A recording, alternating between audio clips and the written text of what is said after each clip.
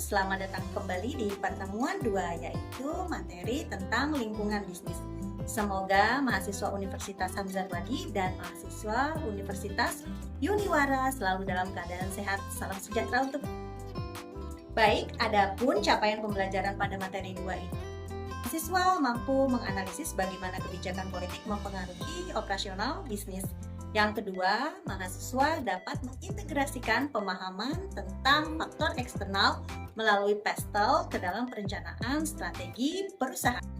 Lingkungan bisnis ada yang namanya organisasi. Ada organisasi profit, lalu ada organisasi non-profit yang fokus tujuannya tanpa mencari keuntungan finansial, seperti LSM atau LBM. Organisasi bisnis adalah sistem yang terdiri dari input, output, dan proses yang bertujuan untuk mencari keuntungan finansial. Organisasi berasal dari sistem ekonomi yang mempengaruhi aktivitas mereka. Nah, pihak-pihak dalam pengelolaan sistem ekonomi itu dalam sistem ekonomi bisnis. Nah, pihak-pihak dalam pengelolaan bisnis, satu, ada pemilik modal, yang dimana penyedia dana untuk operasional organisasinya. Yang kedua, ada manajer, yang dimana bertanggung jawab mengelola dan menjalankan organisasi.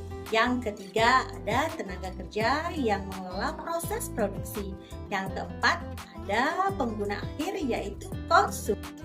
Berbicara tentang sistem ekonomi secara umum ada 3. Sistem ekonomi terpimpin, sistem ekonomi pasar, dan sistem ekonomi campuran. Nah, sistem ekonomi terpimpin ini adalah di mana pemerintah mengendalikan semua kegiatan-kegiatan pemerintahan, baik itu kegiatan pendidikan, penawaran, permintaan, itu dikendalikan. Contohnya Korea Utara yang menganut sistem ekonomi komunis. Sedangkan contoh lainnya adalah sosialisme. Contoh negaranya adalah Kuba, yang dimana negara memiliki kendali atas industri-industri penting seperti kesehatan, transportasi, pendidikan, dan sektor ekonomi penting lainnya. Selanjutnya ada sistem ekonomi pasar, yang dimana keputusan diambil oleh individu melalui permintaan dan penawaran. Amerika Serikat adalah contoh utama dari sistem ekonomi pasar, di mana individu perusahaan membawa keputusan ekonomi berdasarkan permintaan dan penawaran dengan intervensi pemerintah yang minimal. Selanjutnya ada sistem ekonomi campuran, kombinasi dari sistem ekonomi terpimpin seperti negara kesejahteraan, welfare states.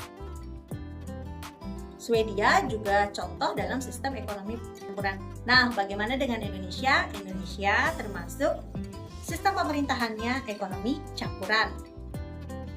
Dalam sistem ekonomi ini, pemerintah dan sektor swasta sama-sama memainkan peran penting dalam perekonomian.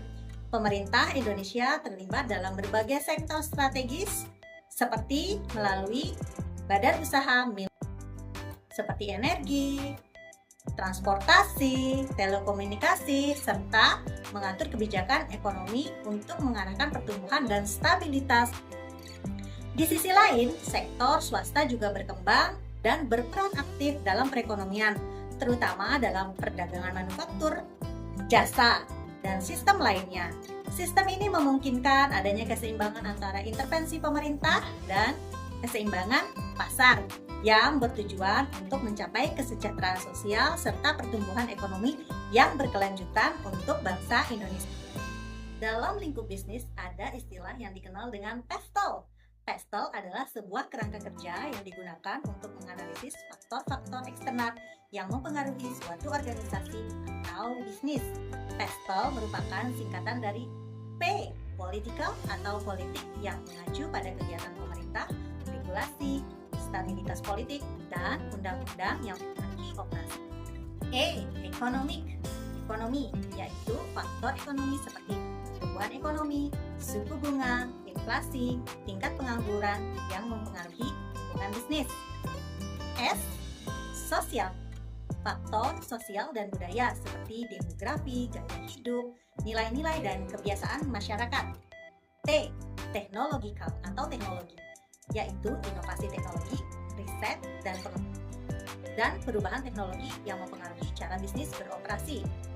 E, environmental, lingkungan, faktor lingkungan, dan ekologi seperti perubahan iklim, regulasi lingkungan, dan keberlanjutan. L. Legal atau hukum, aspek hukum seperti undang-undang, ketenagakerjaan, regulasi, kesehatan, dan keselamatan serta peraturan perdagangan yang mempengaruhi. Biasanya, PESTEL digunakan untuk memahami bagaimana faktor-faktor eksternal ini dan strategi dan operasi organisasi. Biasanya, PESTEL digunakan untuk memahami bagaimana faktor-faktor eksternal ini dapat mempengaruhi strategi dan operasi organisasi, membantu bisnis dan perencanaan jangka panjang dan pengambilan keputusan.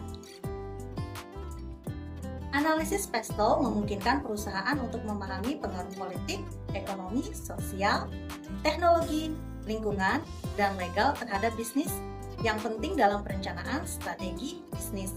Materi ini memberikan pemahaman bagaimana faktor eksternal dan sistem ekonomi mempengaruhi operasi bisnis, serta pentingnya peran stakeholder dalam organisasi. Ini juga menekankan pentingnya teknologi dan regulasi dalam mengelola lingkungan bisnis yang baik. Itu tadi seputar materi yang akan kalian dalami di pertemuan 2 ini. Semoga kalian dapat mengeksplor, menambah bacaan dari berbagai macam sumber bacaan baik offline ataupun online. Dan ada juga studi kasus yang akan membuat kalian lebih bagaimana analisis PESTEL dapat membantu kita memahami gejolak-gejolak ekonomi dinamis yang terjadi pada kehidupan fakta. Untuk itu, selamat belajar. Assalamualaikum warahmatullahi wabarakatuh.